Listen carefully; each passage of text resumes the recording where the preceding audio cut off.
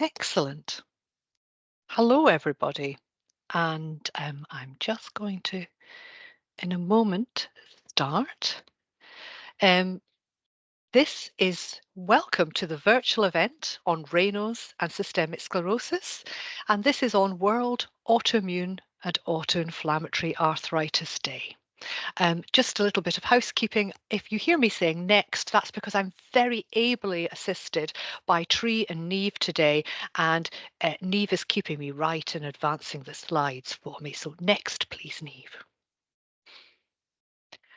As by way of introduction, I'm Professor Marina Anderson. And just so you know a little bit about me and why I'm here today, I qualified in Edinburgh in 1991, not quite 100 years ago, but it feels like it sometimes. And after a year as a house officer in Edinburgh, I came down to the Northwest. And there in the Northwest, I started off in the Wirral doing training in medicine and rheumatology in my clinical training there and in Greater Manchester. And then I went on to a research career as well alongside that. And my research career was very much focused on Raynaud's and systemic sclerosis. So when I became accredited and I became a senior clinical lecturer at the University of Liverpool. I also became an honorary consultant at University Hospital Aintree, and that was in 2004, so 20 years ago.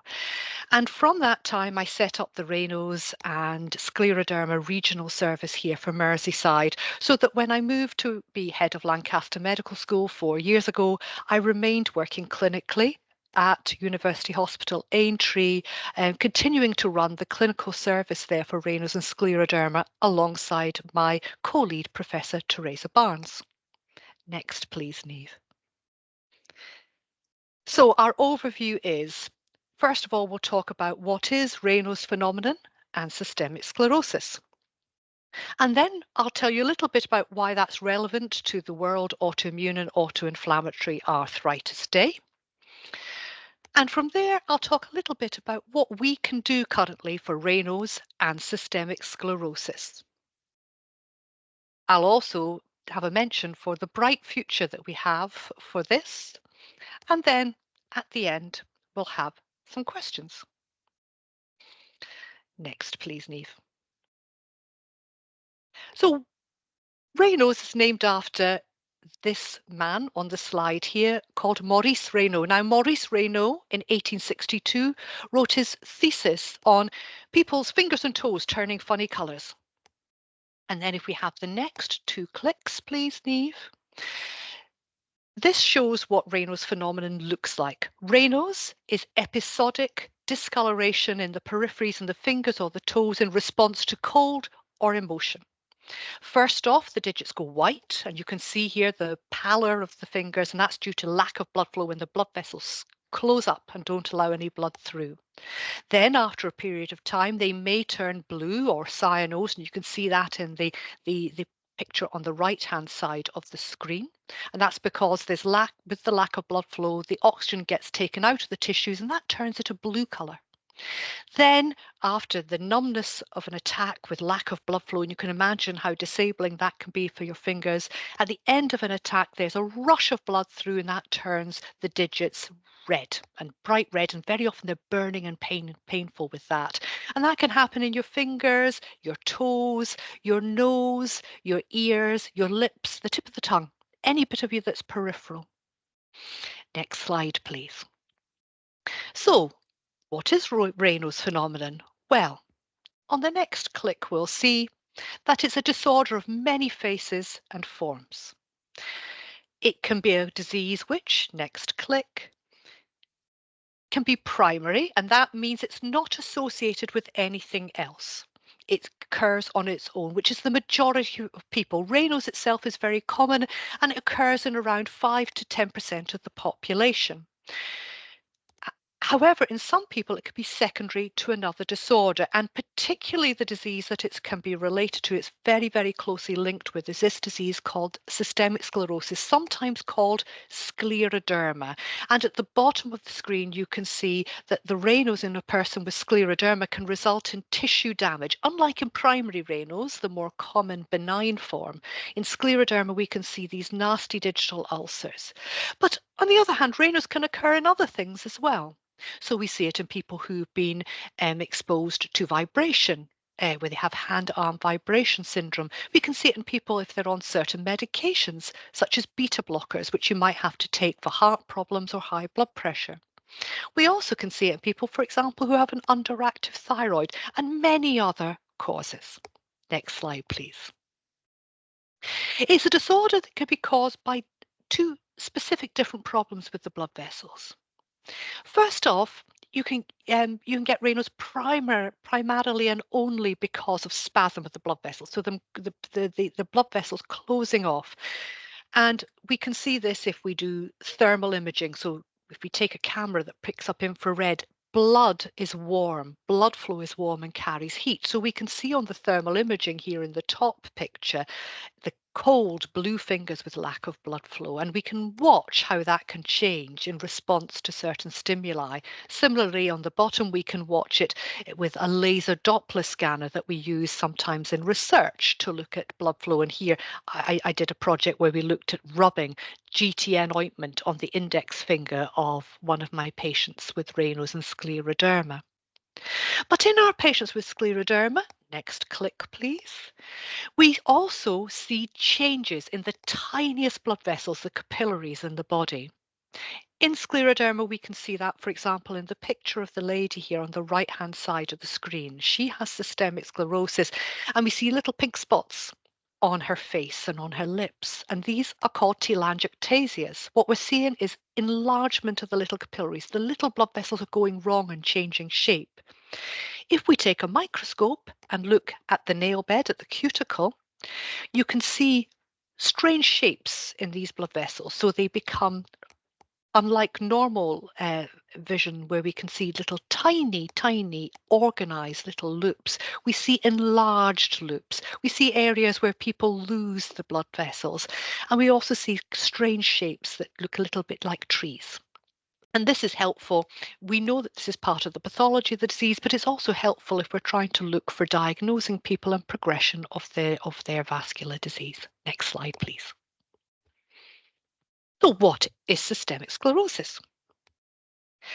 Systemic sclerosis is a chronic, multi-system autoimmune disease, which is why I'm presenting this to you on this day.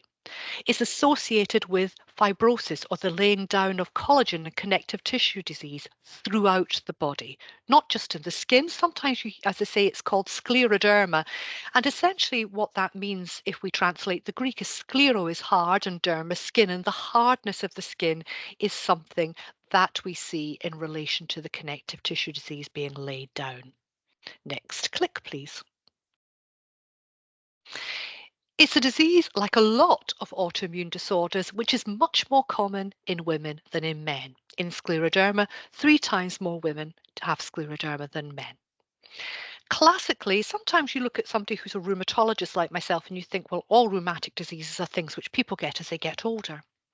Not so with autoimmune diseases, and scleroderma is classical in this, in that the vast majority of my patients develop this disease in their 30s and 40s. So this is very much a disease of people who have active family lives, who are out at work, who are bringing up their children. And that's a very important thing to remember, albeit that we see people with systemic sclerosis in the paediatric clinic in Alder Hey, as well as people who are retired and are older. Next click, please. It's important to understand, like a lot of autoimmune diseases, like a lot of diseases, that it varies very much in people. So we can see, and if you go online and look up systemic sclerosis, you will see that there are people who have very severe disease, who have major organ involvement, and report the fact that it affects their life and can result in early death. However, it's also important to realise that if you come to my clinic and see the 350 people all around that who come to the regional clinic, that the vast majority of my patients are leading normal lives, that they have mild disease, and that the skin thickening might just be slight and in their fingers, and they might not have the organ involvement that we can see in the disorder. Next click, please. Um, However, it is important to realise that there can be significant sickness and mortality associated with the disorder. Previously, so when I started looking after patients with the disease, which was now 30 years ago, um, when I looked at the data related to that, it was reported that the mortality was 40 to 60% at 5 years. In the intervening 30 years, that has changed tremendously, which has been one of the privileges of being a rheumatologist looking after autoimmune disease over this time. Next slide, please. This is to remind me to tell you of all the different manifestations of this really systemic disorder. Yes, it can cause the Raynaud's with the damage to the digits, the digital ulcers, gangrene or death to the very tips of the fingers. And when I first started 30 years ago, it wasn't uncommon to see people who'd had to have had amputations of their fingers. It is exceedingly rare to see that nowadays. I'm absolutely delighted to say. Our patients also get significant gastrointestinal problems, so they very often have problems with swallowing, severe indigestion. They may or may not have malabsorption. They can get inflammation of their gullet with telangiectasias, which is the little pain of E there, which is watermelon stomach, which can bleed, and patients can have severe constipation as well. Significant number of patients can have fibrosis, the collagen deposited in their lungs, which can affect their breathing, which is the lung fibrosis. Also, as well, patients can get pressure in the right-hand side of the heart, causing pulmonary hypertension. Most of you will have heard of hypertension, essential hypertension, which affects the systemic blood vessels which flow out to the whole of the body and can affect the left-hand side of a heart. In scleroderma, what happens is this affects the little blood vessels in the lungs, which causes back pressure on the right-hand side of the heart. There can be fibrosis in the heart tissue itself, fibrosis in the blood vessels to the kidneys, which may cause renal failure in a small number of people. And then the hands and fingers can be involved with the thickening of the skin, which as well as having arthritis, and there can be calcinosis as well, little calcium deposits too. Next slide, please. There are two main types of scleroderma. We have limited cutaneous systemic sclerosis, also called CREST, which stands for calcinosis, Raynaud's, esophageal problems, sclerodactyly or the thickening of the fingers, and the telangiectasias, which are the little pink spots people get. Next click. In systemic sclerosis that's limited, the skin thickening is limited just to the arms and hands, lower legs and feet and face. Next click. And patients with this disease very often look entirely normal, like the lady in A, and the effects in the hands can be minimal. Or like the gentleman who's in C, it might be more noticeable over your face with the telangiectasias and the skin thickening. You might be able to see the little capillary changes just at the nail bed. And with this type of the disease, very often the Raynaud's is very severe. So ulceration is very common, as well as the calcium deposits that we often have to treat. Next slide, please. And next click. And the next click following that. We see these antibodies, and it's interesting that specific autoantibodies are related to specific types of disease that we see, so certain manifestations. Next click, please. Our patients with this disorder often have the pulmonary hypertension related to the disease later on, having had it for a number of years. And next click, this is a disease which is the most common variant. About 70% of our patients have this form of the disease. Next slide. We also see diffuse cutaneous systemic sclerosis. Next click. In these patients, their skin thickening is more extensive and involves the upper arms, the thighs, and the trunk as well. Next click. And the picture is quite different. The hands in particular can be involved, although as you can see in E, some patients don't have the contractures. And equally, you can imagine the skin thickening is much more extensive, so people can have problems, for example, as you can see in the lower panel, extending, fully straightening out their arms. Next click.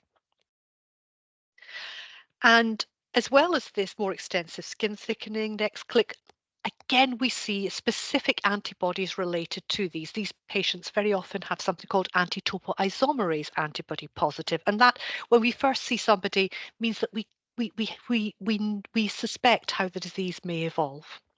Next click. Our patients with this form of disease are more prone to have more significant fibrosis in their lungs early on, so we specifically watch out for that. And next click, this is around a third of our patients who have this form of the disease, or a little less. Next click.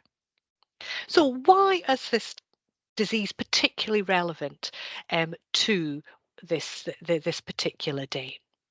And that is because, as well as the problem with the tiny blood vessels, and the endothelial cells are the clever cells that line the inside of the blood vessels, as well as having these blood vessel problems, and next click, we have significant interplay with inflammatory cells, which release these inflammatory mediators or cytokines and chemokines, which attract and change cells. Next click. And we have alongside it these antibodies against the self, against the cells themselves, anti-centromere and anti-topoisomerase antibody, as I've already outlined. And there are a number of other antibodies, for example, anti-RNA polymerase 3. And in that group of patients, we know they have a type of disease where they're much more likely to have their kidney problems linked to scleroderma. And next click. Then with this, you get changes in the cells, proliferation of the cells, which leads to overactive fibroblasts. And these are the cells which produce collagen, and they're then stimulated to produce lots and lots of collagen, which produces the extra fibrosis that we see in the skin, which causes the scleroderma and the other system involvement. Next click. So what can we do about Raynaud's and systemic sclerosis? There's important that we give people a lot of information, and I cannot underline the importance of Scleroderma and Raynaud's UK, which is the patient association which gives information to our patients with Raynaud's and Scleroderma. Then there's our clinical nurse specialists, our occupational therapists and physiotherapists, because it's all around about how we look after people's the whole of their life and how they live their life and how they function in their activities of daily living. And then it's important we have a careful review, that we're watching people at the right time, and they also come in for urgent appointments when they need them, for example, when they have an infected digital ulcer. And then we have specific annual investigations. We do their pulmonary function tests, their echocardiograms annually, the blood tests at least, but also if we're worried about them, we have targeted information. We might want to do a high resolution CT scan to check out if they're developing fibrosis.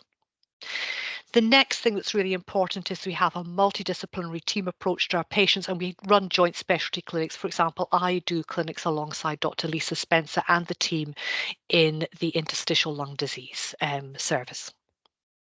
And then, of course, we have medications which are important. We use medications to open up the blood vessels to treat the Raynaud's.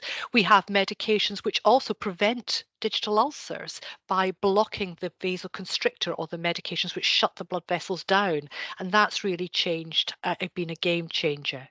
We use immunosuppressive agents such as cyclophosphamide, mycophenolate, rituximab, which modulate the immune system to prevent development of interstitial lung disease, for example, and worsening other features.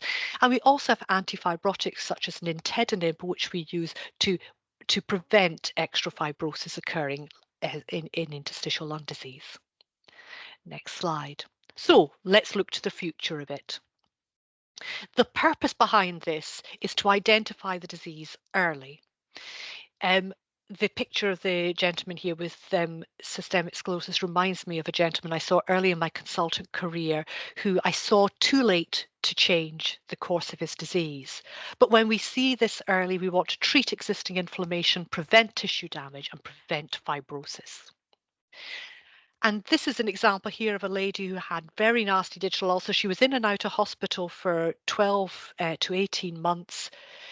We gave her a medication which blocks something called endothelin, which stops the blood vessels from shutting off. Next click, please.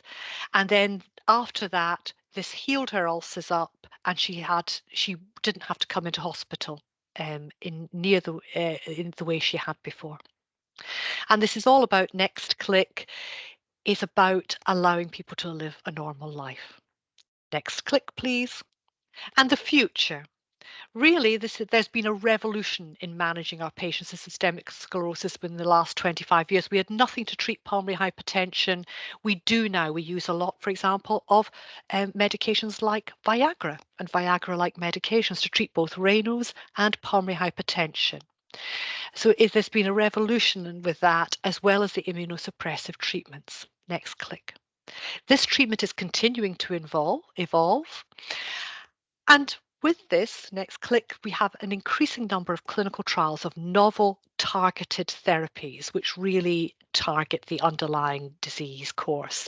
But identification is still key in this, with a good history, examination, and investigating at the right time.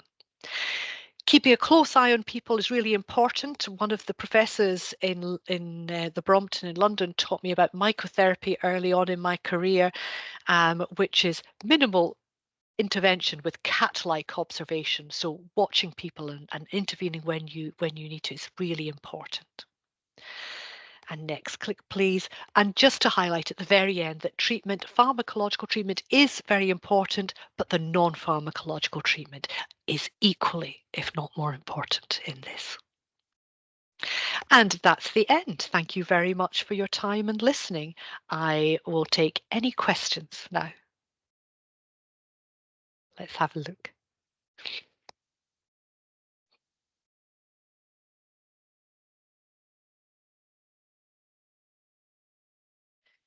So the first question here is, can high blood pressure be linked to Raynaud's or systemic sclerosis?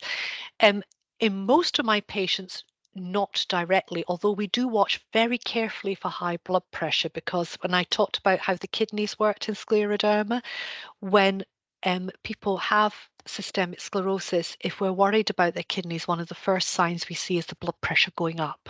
And so we watch very carefully for that. But in itself, the Raynaud's itself doesn't itself cause high blood pressure. It's not linked directly with it, but in that particular form of Raynaud's and scleroderma, it is. And then I think the next question is Raynaud's a serious condition?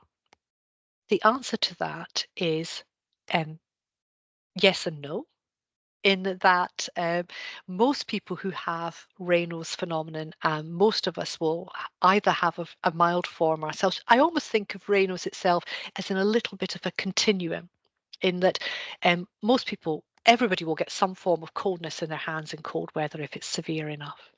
But people with Raynaud's will say that if they go down the cold aisle in the supermarket, they won't be able to use their fingers because they change colour and they go completely numb.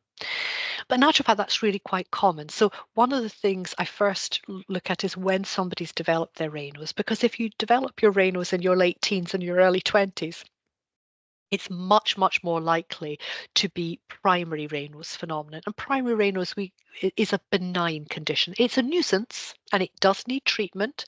And sometimes that treatment might just be using suitable heated gloves. And sometimes it might be using a medication to open up the blood vessel when people need it over the winter. But primary Raynaud's itself does not cause damage to the tissues, and it is not associated with another disorder. However, when Raynaud's occurs in people when they're a bit older than that, I'm always much more wary that there's something else underlying it. And then there's certain things you want to ask and look when you talk to somebody, what you want to look at when you examine them, investigations that you want to do, certain blood tests, and also to look at the nail beds with my little microscope. So these things are all important to see if there's something else associated with it. But equally, even if you do have secondary Raynaud's, the vast majority of my patients with secondary Raynaud's are exceedingly well alongside it. And I think there might be another question down there below it. What triggers systemic sclerosis? Michelle, I thought somebody might ask me that. Thank you very much for asking that. This is a little bit like an episode of QI, when they give them the card when they say nobody knows to put up. So the answer to that, the honest answer is nobody knows. There are lots of ideas about why systemic sclerosis may happen. We know the basic premise is that you have a certain number of genes, that they're activated and they react in a certain way to the environment round about you. And if you are put in the situation that those specific genes are triggered by something, be that a virus or an environmental agent, it will set off the cascade of the immune system, which then goes unchecked to cause the connective tissue disease, in this case, systemic sclerosis. Systemic sclerosis is an interesting disorder. As we say, that it's much more common in women and men, and there's been ideas that perhaps there's something around about that that's particularly important. Nobody's quite worked out what it is about being male and female that makes that happen. And there's been lots of ideas about whether that's something to do with the ability to carry foreign bodies to give birth that's associated with it. But there's no definite cause that's been linked to that. Another interesting thing, if you look at systemic sclerosis, you might think, oh, well, it's associated with the Raynaud's phenomenon. Is it something that just occurs in countries where the weather's colder? And that's not the case either. Generally, when you go across the world, the incidence and prevalence of systemic sclerosis is the same whichever part of the world you go to. So that's an interesting thing, because then you think, well, what is it then about there doesn't seem to be something environmentally that's so specific to a particular part of the world that's setting it off. There are some people sometimes say to me, is it familial? And the answer to that is no, not really. But what we see in some people who've got systemic sclerosis is there tends to be somebody else in the family that's got an autoimmune problem. And it might not be scleroderma, but it very often will be something else. That being said, I have, in my experience in my clinic, a handful of patients who have a first degree relative who has got systemic sclerosis, sometimes quite a different phenotype, a different form of it. So certainly genetics play a role, but it's not a simple role. It's not a simple genetic disease. Equally, there are things in the environment which have given us ideas about what may be involved. And so, for example, we know that there is a group of Choctaw Indians who have got a higher incidence of scleroderma. So there's something in their genetic makeup which is causing that. Equally, we also have had times when there's been a scleroderma or a systemic sclerosis-like disorder that's been triggered by an environmental problem. So, for example, I think in the 70s or the 1980s in Spain, there was a time when there was a group of people who developed a scleroderma-like illness, and that was related to ingesting a rapeseed oil that had been contaminated by aniline.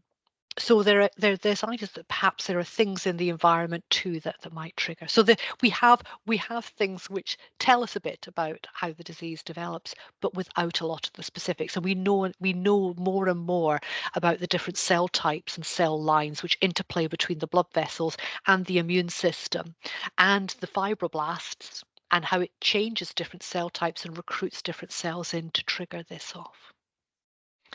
So that's a rather complex answer. The longer the answer, usually I always say to people, the less is known about it. So I hope that's helpful. Thank you for these excellent questions, Michelle. They're fantastic. I'm very grateful for them.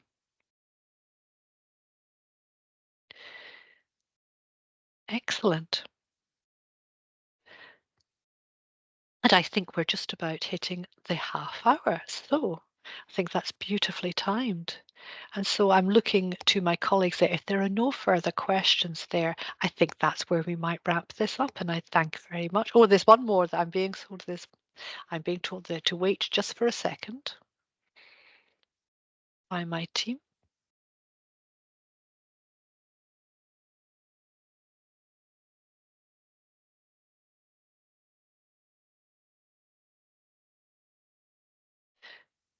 Oh, and I think we're fine. Neve's telling me we're fine. That's grand. Excellent.